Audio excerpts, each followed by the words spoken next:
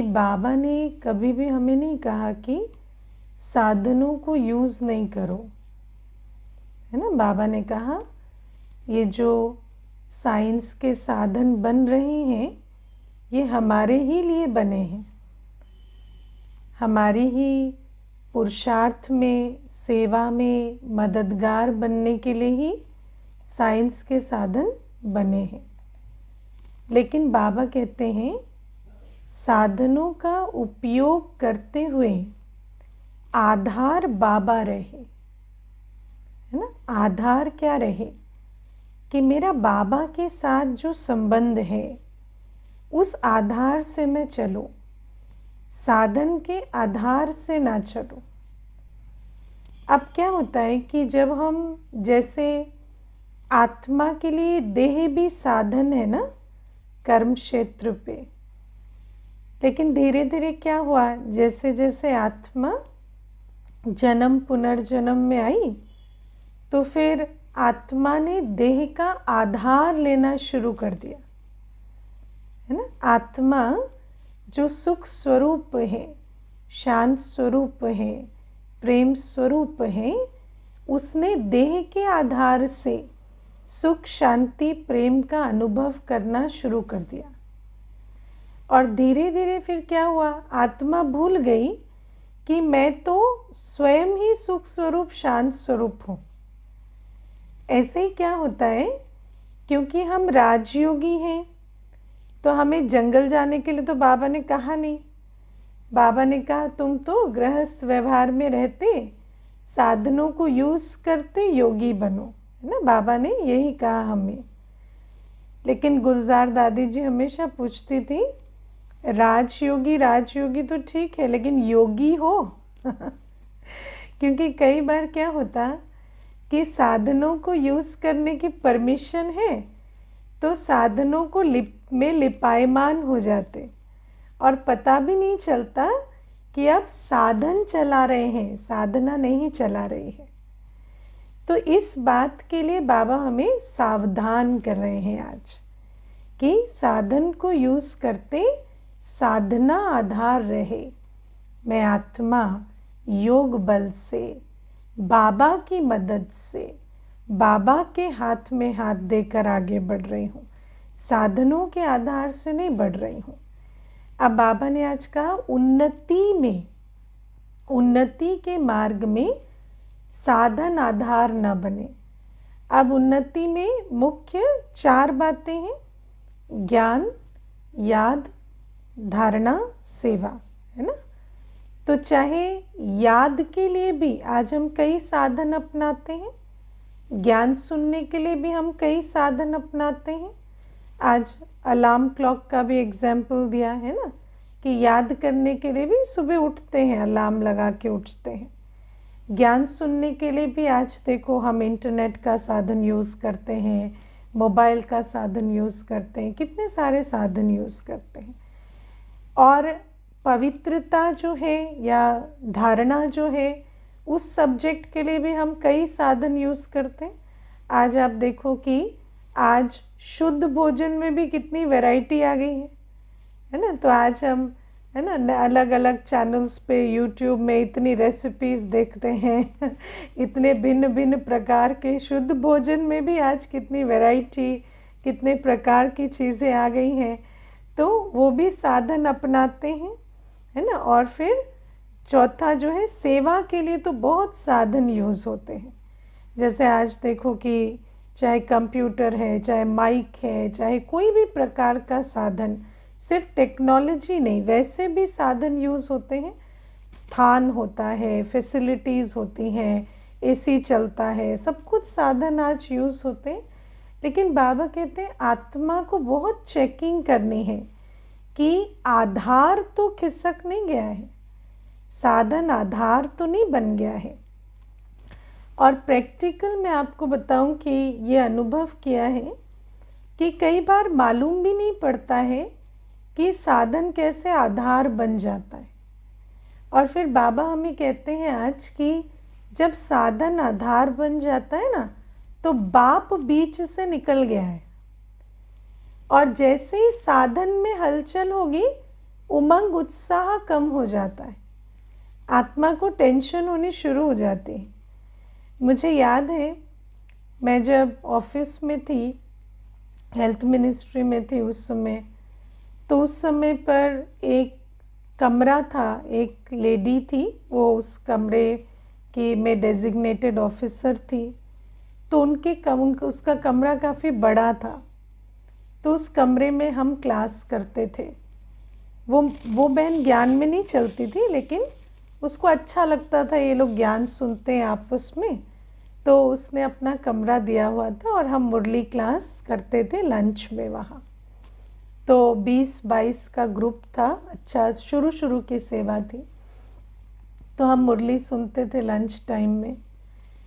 फिर क्या हुआ कि मई का महीना था और वो क्लास हमारी शायद 1.5-2 साल से उसी कमरे में चलती थी।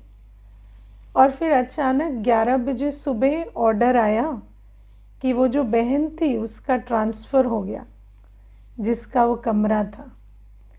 तो अब मई का महीना है, तो जो भाई बहनें हैं उनमें से कुछ पक्के भी होते हैं, कुछ ऐसे कमज़ोर भी होते हैं, है ना। तो जैसे कमज़ोर संकल्प शुरू हो जाते हैं ना कि अब मई का महीना, अब गर्मी में जाके गार्डन में थोड़ी बैठेंगे, है ना। दोपहर का टाइम होता है लंच का, तो इतनी गर्मी में जाके नहीं बैठ सकते। तो ऐसे 11 बजे ऑर्डर आया, तो 2 बजे 1:30 बजे जब क्लास होगी तो 1:30 से 2:15 कहाँ बैठेंगे। तो मुझे एक ने कहा कि आज तो फिर मुरली क्लास नहीं होगी ना, आज तो फिर वो ऑर्डर आ गया है, मुरली क्लास नहीं होगी। तो मैंने कहा क्यों नहीं होगी। तो कहती कहाँ होगी। मैं कह रहा वो पूछो कहाँ होगी होगी या नहीं ऐसा नहीं है, कहाँ होगी वो पूछो। कहती आप तो अभी बैठ जाओगे धूप में सुनाने के लिए, आपका क्या है। तो मैंने कहा अगर बैठ जाएंगे तो बाबा भी बैठेगा, हम भी बैठेंगे, तो आप भी बैठ जाना। तो कहती नहीं दीदी, इतनी धूप में अभी पता है ना स्ट्रोक हो जाता है, ये हो जाता है। तो मैंने कहा कोई बात नहीं, आप अपने अंदर पक्का रखो कि मुरली क्लास होगी, बाबा की क्लास है, क्यों नहीं होगी। तो आप संकल्प को पक्का रखो, बाबा ने जब ये अरेंजमेंट किया तो बाबा दूसरा भी करेगा। तो कहते हैं हाँ करेगा तो, लेकिन आज ही थोड़ी हो जाएगा। मैंने कहा क्यों नहीं होगा, आज ही होगा तो फिर ऐसे वो चली गई। फिर बाबा, हम मतलब ऐसे भी कोई फरियाद भी नहीं कर रहे थे, पर पता है कि बाबा बैठा है, होगा। तो फिर अचानक मेरा कुछ काम पड़ा और मैं एक ऑफिसर के कमरे में गई। मैं उनके कमरे में पहली बार गई थी, है ना, बहुत इंटरेस्टिंग है। 11:30 पौने 12 बजे थे और मैं उनके कमरे में पहली बार गई थी किसी काम से। तो मैं जाते ही मेरी नज़र पड़ी, ये कमरा तो काफ़ी बड़ा है तो मैंने देखा इनका कमरा तो काफ़ी बड़ा है। तो मैं जैसे उस कमरे में गई तो ऐसे मेरी दृष्टि इधर उधर जा रही थी। फिर वो मुझे कहते हैं आप ब्रह्मा कुमारी से हैं, कोर्स तो मैंने भी किया है, मैं भी बाबा को जानता हूँ। तो मेरे एकदम मन में आया कि मैं इनको पूछ ही लेती हूँ। तो मैंने उनको कहा कि हमारा जो कमरा जहाँ हम क्लास करते थे ना, वो आज वो लेडी का ट्रांसफ़र हो गया है, तो हम अभी कुछ दिन यहाँ क्लास कर लें। तो अब देखो क्या होता है, ऑफिस में ना थोड़ी हिम्मत चाहिए होती है, क्योंकि जब आपके यहाँ क्लास होगी तो बातें भी होंगी, उन बातों को भी आपको सुनना होगा। और जितना बड़ा पद होता है तो मनुष्य को उतना थोड़ा सा है ना लगता है कि कैसे करेंगे। और वो तो ज्ञान में कोई मुरली भी सुनने नहीं जाते थे या ऐसे भी नहीं। तो उन्होंने ना मुझे कहा कि मैं सोच के बताऊंगा। तो मैंने कहा ठीक है। तो मुझे था कि अब इनको वाइब्रेशन देते हैं बैठ के कि ये सोच के बताएं। फिर वो 1 घंटे के बाद मुझे बुलाए, तो मैं गई। तो मुझे कहते हैं मैं आपको सच बताऊंगा, अभी जब आपने मुझे पूछा था कि आप मुझे कमरा देंगे क्लास करने के लिए, तो मेरा कोई इरादा नहीं था ऐसा कुछ करने का, और मैंने टालने के हिसाब से कह दिया था कि मैं सोच के बताऊंगा, क्योंकि ऐसे सीधा ना करना अच्छा नहीं लगता। लेकिन जब आप चले गए तो पता नहीं मुझे क्या हुआ, ऐसा लगा जैसे जीवन में कुछ तो अच्छा काम कर ले तो अंदर से ना जैसे कोई मुझे कचोट रहा था कि कुछ तो कर ले। फिर क्या हुआ कि मेरे यहाँ एक पियन है, तो ऐसे बातों बातों में मैंने उसको कहा, वो बहन आई थी, कहती है कि कमरा दे दो। तो कहता है ये तो बड़ी अच्छी बात है, मैं एक बार वहाँ क्लास में भी गया था, वो लोग बहुत अच्छी क्लास कराते हैं, तो आप भी बैठेंगे हम भी बैठेंगे, अच्छा लगेगा। तो पता नहीं ऐसा लगा जैसे संकल्प को ना सील लग गई हो, और फिर मैंने आपको बुलाया, और ठीक है आप करना चाहते करें। तो आप सोचो कि 11 बजे है ना, कोई कमरा नहीं था, और 1:30 बजे हमारे पास उससे डबल साइज़ का कमरा था, जहां हम आराम से क्लास किए अगले 3 वर्ष, है ना। तो 3 वर्ष उस कमरे में क्लास चली, और बहुत अच्छे से। और वो जो भाई हैं वो भी, उनकी भी उन्नति हुई, क्योंकि वो भी जो उनकी यात्रा में भी जो रुकावट पड़ गई थी वो भी उनकी सॉल्व हुई, और वो भी ज्ञान सुनने लगे। तो आप देखो कि जो साधन होता है, साधन बदलते रहेंगे। बाबा ने हमें बताया है कि आत्मा की उन्नति और बाबा की सेवा इस संगम युग में रुकेगी नहीं। ड्रामा में ये नूंद है ना। बाबा के ये महावाक्य है कि कोई भी सेवा, कोई भी पुरुषार्थ अगर शुरू होता है तो बाबा की पूरी वरदान, पूरी समर्थी उसमें होती है कि वो वृद्धि को ही पाए, है ना। ईश्वरीय वरदान, है ना, परमात्मा आशीर्वाद से वो पुरुषार्थ और सेवा सदा वृद्धि को पाती है। कोई कारण नहीं है कि कोई सेवा हो और बंद हो जाए। लेकिन ये जो विधि है ना, ये विधि बदलती रहेगी, विधि एक समान नहीं रहेगी। जैसे आप देखो, कोविड आया, विधि बदली, सेवा नहीं घटी, पुरुषार्थ नहीं घटा, लेकिन विधि बदली। तो ये जो विधि है ना, इसको समय प्रमाण बदलना ही है, और समय प्रमाण पुरुषार्थ और सेवा को बढ़ना ही है। लेकिन इस नियम को जब हम बुद्धि में रखते हैं, तो जब परिस्थितियां ऊपर नीचे होती हैं, साधन ऊपर नीचे होते हैं, तो हमारा बाबा के साथ जो लगन की तार है वो टूटती नहीं है, और हम बाबा की याद से, अचल अडोल अवस्था से जान पाते हैं कि अगली विधि क्या है, किस प्रकार से आगे बढ़ना है। लेकिन अगर हम साधन में स्टक हो गए हैं तो फिर क्या होगा? फिर जैसे ही साधन में हलचल होगी तो हमारे अपने संकल्प ही इतने कमज़ोर हो जाएंगे कि ऐसा लगेगा कि इसके बाद तो कुछ हो नहीं सकता। तो वैसे तो ड्रामा में बहुत अच्छा राज ढूंढा हुआ है कि आगे और भी माध्यम बनने वाले हैं, और भी चीज़ें होने वाली हैं, लेकिन हमारी बुद्धि वहाँ तक पहुँचेगी ही नहीं, क्योंकि हम पिछले साधन में जैसे स्टक हो गए हैं, है ना। तो ये जो, जैसे उस दिन भी बाबा कह रहे थे ना, बेहद की बुद्धि से सेवा, तो बेहद की बुद्धि से सेवा तब करेंगे जब छोटी छोटी बातों में साधनों का आधार छोड़ेंगे, है ना। जैसे छोटी सी बात है, आजकल क्या है कि क्लासरूम में भी हर जगह एसी चलते हैं, है ना, या जैसे भी संगठन होता है, सेंटर्स पर भी आजकल पंखे, एसी, हर प्रकार की सुविधा होती है। लेकिन हमारे अंदर कभी नहीं आना चाहिए, अगर चल रहा है तो कोई प्रॉब्लम नहीं, नहीं चल रहा और मेरा संकल्प जा रहा है, तो संकल्प जा रहा है माना क्या हो रहा है? मेरा साधनों के आधार से साधना चल रही है ना। अब मानो आप घर में भी रह के क्लास करते, अब उस समय क्लास के समय पर अगर बिजली चली गई, कुछ हुआ, है ना, तो उस समय संकल्प भी नहीं आना चाहिए कि भाई बिजली चली गई या ओ बिजली चली गई। जब हम बाबा के साथ बैठे हैं तो हमें अतीन्द्रिय सुख का अनुभव होना चाहिए। ऐसा नहीं कि हमारा संकल्प जाए, ये साधन नहीं है। मैं आपको एक और एग्जाम्पल दूंगी ये साधन और साधना का। मैंने देखा है आजकल क्या होता है, क्लास कराने के लिए कई बार पावर पॉइंट प्रेजेंटेशन बनाते हैं, है ना। कई बार नयों की भी क्लास कराते हैं तो अच्छा भी लगता है, कोई वीडियो आप दिखा देते हैं या आप कोई चीज़ है ना अच्छा डिस्प्ले पे लगाते हैं, तो बुद्धि में भी थोड़ा कंसंट्रेशन बनती है। लेकिन मेरा एक बार का अनुभव है कि एक भाई जो थे वो ऐसे पावर पॉइंट प्रेजेंटेशन बनाकर लाए थे। अब क्या है, विज्ञान की चीज़ है, कभी चलती है कभी नहीं चलती है ना। तो उस दिन कुछ ऐसा हुआ कि वो पीपीटी चल नहीं पाई।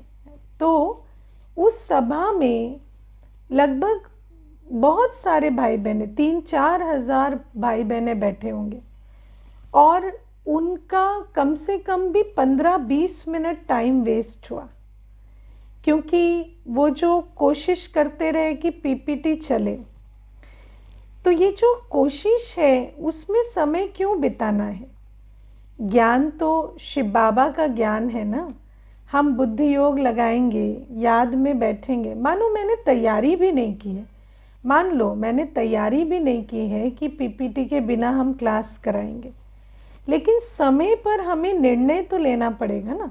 अब मानो मैंने तैयारी नहीं की, मैंने एक पावर पॉइंट बनाया है, लेकिन पावर पॉइंट भी तो मैंने बनाया है ना। तो जब वो नहीं चला तो मैं निर्णय क्यों नहीं ले सकती कि मुझे अब बाबा को याद करके और बाबा का ज्ञान सुनाना है। और उस समय पर 15-20 मिनट जब भाई बहनों का टाइम वेस्ट हुआ, तो फिर क्या होता है, फिर वो जो पावर पॉइंट प्रेजेंटेशन उसके बाद हुई भी, उसमें किसी को रुचि नहीं आई, है ना। क्योंकि उस समय तक उनकी जो अटेंशन स्पैन था वो ख़त्म हो गया था। तो ऐसी जो चीज़ें हम देखते हैं, अब ठीक है उस केस में तो जो हुआ तो ड्रामा को फुल स्टॉप लगाया, लेकिन इससे हमने एक शिक्षा ली जीवन में कि मानो हम पावर पॉइंट बना के भी लेके जाते हैं। अच्छी बात है, हमारी इच्छा है कि कुछ इलस्ट्रेशन दें, कुछ करें, कोई भी साधन में बुराई नहीं है, लेकिन ऐसा नहीं होना चाहिए कि वो ना चले तो हमें टेंशन हो जाए या हमारे अंदर संकल्प चलने लगे कि कब चलेगा तभी करेंगे। तो हमारी जो सेवा है वो स्थिति से होती है, स्वरूप से होती है। हम ज्ञान सुनाते हैं तो वो ज्ञान सुनाते हैं जो हम धारण करते हैं। तो उस धारणा युक्त ज्ञान को सुनाने के लिए अगर पीपीटी ना भी चले तो क्या बड़ी बात है। जो आपने धारण किया, बाबा का ऐसा कौन सा बच्चा है जिसको बाबा ने अनुभव नहीं कराए हैं या बाबा ने ज्ञान खजाना नहीं दिया है। अगर हम प्यार से, सच्चे दिल से बाबा को याद करके बैठेंगे ना, तो बाबा हमारे द्वारा किसी की भी सेवा कराएगा। तो बाबा इसीलिए कहते हैं कि जब टू मच साधनों में बुद्धि चली जाती है ना, तो हमारा बुद्धियोग बाबा से हट जाता है, बाबा बीच से निकल जाता है, और फिर जैसे साधन की अवस्था वैसी अपनी उमंग उत्साह की स्थिति हो जाती है। तो इस बात का बहुत बहुत हमें ध्यान रखना है। तो ये पहली चीज़। दूसरा, आज बाबा कहते हैं मम्मा बाबा समान सेवा करनी है तो सतो प्रधान बुद्धि बनाओ, है ना। बुद्धि को सतो प्रधान बनाओ। अब आप देखो, सतो प्रधान बुद्धि क्या होती है? सतो प्रधान बुद्धि वो होती है जिस बुद्धि में एक बल, एक भरोसा, एक बाबा होता है। सतो प्रधान बुद्धि माना मेरा तो एक बाप दूसरा न कोई, ठीक है। क्योंकि जिस बुद्धि में ये नहीं बैठा है ना कि मैं आत्मा हूँ और मेरा एक बाबा है, वो बुद्धि वस्तु, व्यक्ति, वैभव में भटकने वाली बुद्धि होती है ना। वस्तु, व्यक्ति, वैभव में भटकने वाली बुद्धि होती है। और वस्तु, व्यक्ति, वैभव में भटकने से क्या होता है? Time waste, thought waste, energy waste, पैसा वेस्ट, ठीक है। आज तक द्वापर युग से हम क्या करते आए? समय, संकल्प, धन, श्वास वेस्ट करते आए। किसके पीछे? सुख चाहिए, शांति चाहिए, खुशी चाहिए, शक्ति चाहिए। मिली आज तक नहीं, सिर्फ खत्म होती गई। लेकिन जो तमो प्रधान बुद्धि है ना, वो कहती है चल थोड़ी और दौड़ी लगा, उसके पीछे और थोड़ा भाग, इसके पीछे जा थोड़ा, मिल जाएगा, तो चिंता मत कर, आज नहीं मिला ना कल मिल जाएगा।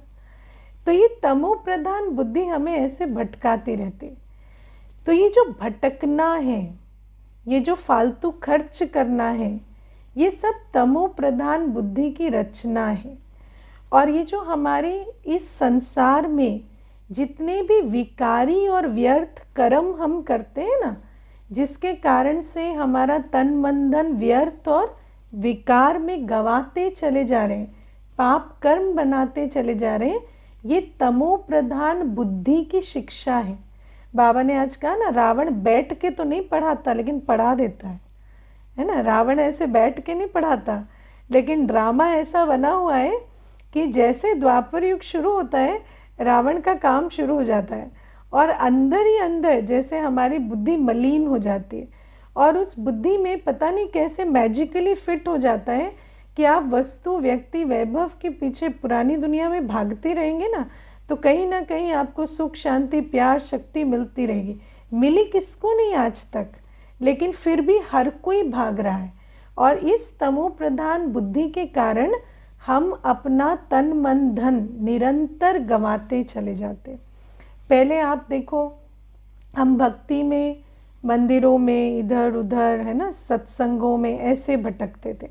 अब कहाँ भटकते? अब सत्संगों में नहीं भटकते, अब मॉलों में, पार्कों में, रिजॉर्ट्स में भटकते, फिल्मों में है ना, इधर उधर ऐप्स पे हज़ार तरीके के, हज़ार क्या ही है ना, कई ऐप्स बन गए। अभी कल मुझे एक बहन आई थी, यूथ है, तो उसने मुझे ऐसे ऐसे ऐप्स के बारे में बताया जो हम तो कल्पना भी नहीं कर सकते कि ऐसे भी ऐप्स होते हैं। तो मुझे कहती है आपको तो कुछ पता नहीं है, दुनिया कितनी बड़ी हो गई है, आप लोग तो ऐसे कुकून में रहते हैं ना, आप लोगों को कुछ पता नहीं है दीदी, ऐसे भी होता है, ऐसे भी होता है, ये भी आप कर सकते, वो भी कर सकते। तो मैं सोच रही थी मनुष्य भटकने के लिए कितने तरीके मनाता है। तो जब उसका सारी कथा उसकी ख़त्म हो गई, उसने मुझे सारा ऐप्स का ज्ञान दे दिया, उसके बाद मैंने उसको पूछा जब इतना कुछ आपको आता है आप यहाँ क्या कर रहे हैं? तो कहती है कि अच्छा नहीं लग रहा है ना, आजकल एंग्जाइटी बढ़ी हुई है।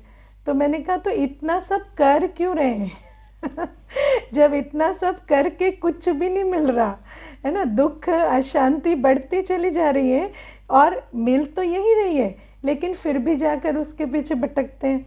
तो बाबा हमें कहते हैं ये तमो प्रधान बुद्धि हमें बहुत भटकाती है। आज मुझे बाबा की बहुत अच्छी लगी वो पॉइंट जो बाबा कहते हैं कि सतयुग में ये फालतू खर्च करना या भटकना नहीं होगा, है ना। ये भटकना, फालतू खर्च करना, ये हम किस चीज़ के लिए कर रहे हैं? सतयुग में कोई हॉलीडे स्पॉट बनेंगे, आप खर्चा करके जाएंगे, रिट्रीट करके आएंगे? नहीं, सतयुग में भले राजमहल होगा लेकिन उसी राजमहल में रह के खुश रहेंगे ना। ऐसा नहीं कि फिर सोचेंगे अच्छा राजमहल तो है पर दूसरे राजमहल में भी थोड़ा भटक आते हैं, है ना, वहाँ पर क्या है वो एंजॉय कराते हैं या वो देख आते हैं। ये वाली भटकन नहीं होती। ये जो आज एक्सप्लोर करना, एंजॉय करना, खर्च करना, ये सारी आदतें तमो प्रधान बुद्धि की हैं। और बाबा हमें कहते हैं कि चलो सतयुग में तो सर्व प्राप्तियाँ फिजिकली होंगी, लेकिन सर्व प्राप्तियाँ फिजिकली होने से भी आत्मा जो खुशी शांति में रहेगी वो प्राप्तियों के कारण नहीं, वो संस्कार के कारण होगी, है कि नहीं। आज भी आप देखो मनुष्य जो भी कुछ कर रहा है वो कहता है कि मैं अभाव के कारण कर रहा हूँ, लेकिन क्या अभाव के कारण करता है? करता तो अपने संस्कार के कारण है ना। आज दुनिया में ऐसी ऐसी बीमारियां हैं, जैसे कहते हैं क्लेप्टोमैनियक्स, है ना। क्लेप्टोमैनियक्स कौन होते हैं? जो जाके शॉपलिफ्टिंग कराते हैं, दुकान में गए सामान चोरी कराए। अब सामान चोरी कराए वो कोई गरीब नहीं होते हैं ऐसा कोई नहीं होता है जो अफोर्ड नहीं कर सकता, लेकिन संस्कार चोरी कराता है, संस्कार झूठ बुलवाता है, संस्कार हमसे है ना धोखा देना, किसी को अवॉइड करना, किसी को नीचा दिखाना, क्रिटिसाइज करना, ये सब संस्कार होते हैं। इनका कोई कारण नहीं होता। संस्कारों का लॉजिक होती है माया, संस्कारों का कोई और लॉजिक नहीं होता। तो ये जो भटकना, व्यर्थ खर्च करना, पैसा वेस्ट करना, ये सब तमो प्रधान बुद्धि के संस्कार हैं। ये जो हमने तमो प्रधान बुद्धि के आधार से भटक भटक के ये संस्कार बनाए हैं। तो बाबा हमें कहते हैं जैसे जैसे बुद्धि सतो प्रधान बनती जाती है ना, तो हमारी भटकन बंद हो जाती है, हम आत्मा एकाग्र चित्त होने लगते हैं। कल बाबा ने कहा ना, हमारा मन, बुद्धि और दिल एक बाबा के साथ स्थिरता में बैठ जाता है ना। हमेशा एक बाबा, दूसरा ना कोई। हमें अंदर अंदर संपूर्णता, संतुष्टता की गहन अनुभूति होती। हमें कुछ भी ढूंढने की, भटकने की आवश्यकता नहीं है। अपना नेसेसरी काम किया और बाबा की याद में अतीन्द्रिय सुख में, शांति में, संतुष्टता में आत्मा बैठ जाती। इसको कहते सतो प्रधान बुद्धि। अब वो जो सतो प्रधान बुद्धि है, जिसके अंदर भटकने के, फालतू व्यर्थ विस्तार के संस्कार नहीं है, जब सतो प्रधान बुद्धि होती है ना, तो ये संस्कार मर्ज हो जाते हैं। ये सारे जो तमो प्रधानता के संस्कार हैं, ये धीरे धीरे मर्ज होने लगते हैं। और ऐसी सतो प्रधान बुद्धि के पास भी तो फिर तन मन धन समय श्वास संबंध है कि नहीं? तो फिर वो उस तन मन धन समय श्वास संबंध का क्या करेगी? तो तब उसको एक ही होना रहता है कि मैं सेवा करूं। जो सतो प्रधान बुद्धि होती है ना, उसको और कुछ सूझता ही नहीं है। उसको सूझता है कि मैं बस सेवा करूं, तन से भी, मन से भी, धन से भी, समय से भी, संबंध से भी। उसको और कहीं बुद्धि जाती ही नहीं कि मैं और क्या करूं। उसको एक ही तात और लगन होती है कि मैं सेवा करूं, है ना। आप में से भी कई ऐसे होंगे जिनको खाली संकल्प आता है मैं सेवा करूं, क्योंकि और कुछ करने को ही नहीं है। और कुछ भी करने का सोचते तो सोचते क्यों करना है, क्या करना है ना, सब ठीक तो है। तो जो अपना काम है, धंधा दौरी है, वो किया, जो रिस्पॉन्सिबिलिटीज़ है वो संभाली, उसके बाद एक ही लगन होती है कि हम सेवा करें। तो मम्मा बाबा समान सेवा, मम्मा बाबा समान सेवा माना संपूर्ण दिल जिगर से, है ना, सिक और प्रेम से, संपूर्ण समर्पण से जब सेवा होती है तो उसको कहेंगे मम्मा बाबा समान सेवा। तो बाबा कहते हैं ऐसी सेवा, यथार्थ सेवा, योग युक्त सेवा, युक्ति युक्त सेवा, समर्पण बुद्धि होके सेवा, सर्वस्व त्यागी बन के सेवा, ऐसी सेवा कौन से बच्चे करते हैं?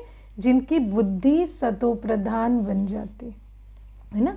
और बाबा कहते हैं ऐसे बच्चों को और कुछ सूझता ही नहीं सिवाय सेवा के, है ना। जैसे मम्मा बाबा को भी सारे दिन क्या होता था, कैसे सेवा करें, क्या करें, किस प्रकार वृद्धि करें, ऐसे ही संकल्प आते हैं। और बाबा हमें कहते हैं जब हम ज्ञान में आते हैं तब हमारी बुद्धि नंबरवार होती है। किसी की सतो, किसी की रजो, किसी की तमो, किसी की तमो प्रधान, है ना।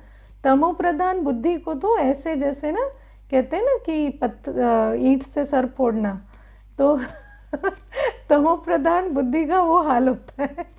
सारी मुरली सुन लेंगे, सुनाई कुछ भी नहीं देगा उसको, है ना। धारणा के साथ श्रीमत पर चलना है, बाबा को याद करना है, बस। अरे उसके आगे भी कुछ कहता होगा बाबा? नहीं, कुछ नहीं। श्रीमत पे चलना क्या होता है वो भी नहीं पता, है ना। तो सुन रहा है मुरली, 1 साल हो गए, 1.5 साल हो गए, लेकिन उसको कुछ भी समझ में नहीं आता। ये बुद्धि की कमाल है, ये भी एक कमाल ही होती है। तो ये भी तमो प्रधान बुद्धि की कमाल होती है। लेकिन बाबा कहते हैं इसमें भी कोई निराश होने वाली बात नहीं है, क्योंकि बाबा कहते हैं बुद्धि का ताला भी खोला जा सकता है। तमो प्रधान से सतो प्रधान तक की यात्रा की जा सकती है। लेकिन बाबा ने आज हमें 4 बातें मुख्य बताई हैं उसके लिए। देखो, एक तो पवित्रता की बात है ही, है ना। तो बाबा कहते हैं 4 बातों में पहली बात याद। जितना हम बाबा को याद करेंगे, धीरे धीरे हमारी भटकना छूटेगा, एकाग्रता बनेगी, हमें बाबा से सर्व संबंधों का, सर्व प्राप्तियों का अनुभव होना शुरू होगा। क्योंकि एक्सपेरिमेंट करेंगे तो एक्सपीरियंस होगा, है ना, आज तक बाहर भटक रहे हैं। वो संस्कार ऐसा बना है कि कभी अंदर झांका ही नहीं। अब जितना जितना हम अपने को आत्मा समझ बाबा को याद करने बैठेंगे ना, तो आत्मा को धीरे धीरे वो अनुभव और प्राप्ति बढ़ती जाएगी कि बाबा से तो सब कुछ मिल रहा है, और धीरे धीरे वो ठहराव आता जाएगा। तो बाबा कहते एक तो बाबा को याद करना, ये पहली विधि। बाबा को जितनी याद का चार्ट हमारा बढ़ेगा उतना हमारी बुद्धि का ताला खुलेगा, क्योंकि भटकन खत्म होके एकाग्रता आती जाएगी, अनुभव बढ़ता जाएगा कि बाबा मेरा कितना मीठा है, कितना प्यारा है, बाबा कैसे मेरी झोली भर रहा है ना। अगर बैठेंगे ही नहीं, याद नहीं करेंगे, तो बस क्लास में सुनेंगे बाबा इसकी झोली तो भर रहा है, उसकी तो भर रहा है, मेरी पता नहीं क्यों नहीं भर रहा, है ना। तो कैसे भरेगा, तुम तो बैठते ही नहीं। मैं आपको बहुत शुरू की बात बताती हूँ। जब मैं ज्ञान में आई तो एक बार क्या हुआ कि कोई एक बात हुई, है ना, जैसे ऐसे लौकिक में ऑफिस में कुछ ऐसे बात हुई, तो मैं 4-5 दिन तक खूब परेशान रही, इधर उधर, है ना, कोशिशें करना, थकना, स्ट्रेस लेना, इरिटेट होना, सब कुछ किया मैंने, है ना। उन 4-5 दिन अमृत, वैसे भी अमृत वेला नहीं होता था शुरू में, है ना, तो शुरू में ऐसे ही भटकती रही, 4-5 दिन खूब भटकी। उसके बाद 5वें दिन मैंने सोचा, सब लोग कहते हैं अमृत वेले में उत्तर मिल जाते हैं, अमृत वेले में सब कुछ हो जाता है, चलो आज अमृत वेला ही कर लेते हैं, है ना।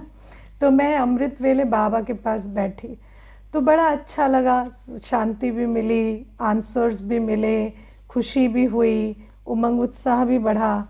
तो लास्ट में मैंने बाबा को बोला, मैं 4 दिन तक भटकती रही, तुमने मुझे रोका क्यों नहीं, मैं तो इतनी परेशान हुई, मुझे पहले ही दे देते ना ये सुख शांति जो आज दी। तो बाबा मुझे कहता है मैं तो बैठा ही था, तुम आई ही नहीं, 4 दिन तक भटकती रही, मैं तो देखता रहा, अभी आएगी अभी आएगी अभी आएगी, अभी तक बैठी ही नहीं। तो फिर मुझे समझ में आया कि बाबा तो सदा ही, है ना, भरपूर करने के लिए बैठता है, लेकिन हम इधर उधर भटके कुछ करें ना, तो बाबा भी कैसे झोली भरे। तो अब तब से मुझे समझ में आ गया कि सुबह बैठ जाना है ना। जो प्रॉब्लम चल रही है और जो आने वाली है, दोनों के लिए झोली भर लेनी है। तो ये पहली चीज़ बाबा कहते हैं याद करना है। दूसरी बात बाबा कहते हैं ज्ञान रत्नों को धारण कर दान करना है, क्योंकि जब हम निमित्त बनते हैं ना, जब हम, क्योंकि बाबा तो अपना धाम छोड़कर किस लिए आया है, बच्चों की ज्ञान रत्नों से झोली भरने के लिए आया है। तो जब आप बाबा के कार्य में निमित्त बनेंगे ना, तो बाबा उस निमित्त की झोली डबल भरता है, या पता नहीं डबल से भी बहुत ज़्यादा भरता है, ताकि आप आगे दे सकें। तो एक होता है हम अपने लिए ज्ञान सुने, तब इतना बुद्धि का ताला नहीं खुलता, लेकिन जब हम समझते हैं ना कि मुझे आत्माओं का कल्याण करना है, और आप ओना रखते हैं कि किसी को आपको ईश्वरीय संदेश देना है, तो बाबा आपकी बुद्धि को बहुत टचिंग देता है, और उस टचिंग के आधार से आपकी बहुत प्रोग्रेस होती है जो इंडिविजुअली नहीं हो पाती। तो ये सेकंड विधि बाबा कहते हैं। तीसरी विधि बाबा कहते हैं ब्रह्मचर्य। तो बाबा कहते हैं लौकिक पढ़ाई में भी ब्रह्मचर्य का महत्व है, तो इस ईश्वरीय पढ़ाई में तो ब्रह्मचर्य का बहुत महत्व है।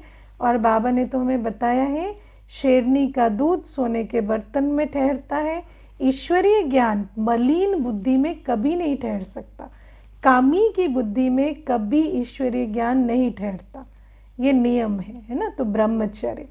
और चौथा, बुद्धि भटकाओ मत, ठीक है। अब देखो, एक तो जो भटकती है वो भटकती है, वो तो ठीक है, उस संस्कार को हमें बाबा की याद से परिवर्तन करना है। लेकिन कुछ स्पेशल चीज़ें जिसमें हम अपनी बुद्धि को जानबूझ के भटकाते हैं, जब हम व्यर्थ विस्तार में जानबूझ के जाते हैं, है ना, जैसे टीवी देखना, गॉसिप करना, तो व्यर्थ विस्तार में अगर आप एंगेज करेंगे तो बुद्धि भटकेगी, ठीक है। जहाँ कंपैरिजन शुरू होता है वहाँ बुद्धि बहुत भटकती है। कंपैरिजन करते हैं ना, अगर आपने किसी से भी अपना कंपैरिजन करना शुरू किया तो बुद्धि की ओर भटकने की कोई लिमिट नहीं रहती, क्योंकि बुद्धि कहाँ कहाँ चली जाती है ना। किन किन बातों में पता नहीं चली जाएगी। तो ये कंपैरिजन बुद्धि के भटकने का बहुत बड़ा द्वार है ना। क्या क्यों का प्रश्न उठाया तो बुद्धि बहुत भटकती है, क्योंकि क्या क्यों का कोई उत्तर नहीं होता। तो बाबा कहते हैं कुछ चीज़ें जो हमें समझ आ गई हैं कि क्या क्यों में नहीं जाना है, फुल स्टॉप लगाना है, कंपैरिजन में नहीं जाना, स्वमान में रहना है, व्यर्थ विस्तार निंदा स्तुति की बातों में नहीं पड़ना है। इन छोटी छोटी धारणाओं से भी हम अपनी बुद्धि को भटकना बंद करा सकते हैं, जिसको हम कहते हैं बुद्धि को मर्यादा की लकीर में रखो, श्रीमत की लकीर के अंदर रखो। इससे बुद्धि का भटकना खत्म हो जाता है ना। तो बाबा हमें आज ये 4 बातें मुख्य बताते हैं। याद, पवित्रता, ब्रह्मचर्य की धारणा, बुद्धि ना भटकना और धन दिए धन ना खुटे, जिसके आधार से हमारी बुद्धि सतोप्रधान बनती जाती है। और जितना सतोप्रधान बनेगी उसकी निशानी क्या है? सेवा सेवा सेवा, उसके अलावा कुछ सूझेगा ही नहीं, क्योंकि और कुछ करने को ही नहीं होगा है ना। अभी तक जो भी कर रहे थे ना वो सब मीनिंगलेस लगेगा, और लगेगा बस सेवा करें। अपना धंधा धोरी किया और बस सेवा सूझेगी, और आपकी दिल में आएगा कि कुछ नहीं है तो बैठ के दुआएं ही दे देते हैं, है ना। सारे संसार के लिए शुभ भावना ही रखते हैं, है ना। हमारे दिल में कभी कभी ऐसे होता है ना कि चलो वाचा सेवा हो गई, अभी क्या करें, तो बैठ के सारे विश्व की आत्माओं को इमर्ज करके बाबा के साथ बैठ के शुभ भावना देते रहते। तो बाबा कहते यही एक होना रहेगा, इसके सिवाय कुछ भी नहीं। ओके, ओम शांति।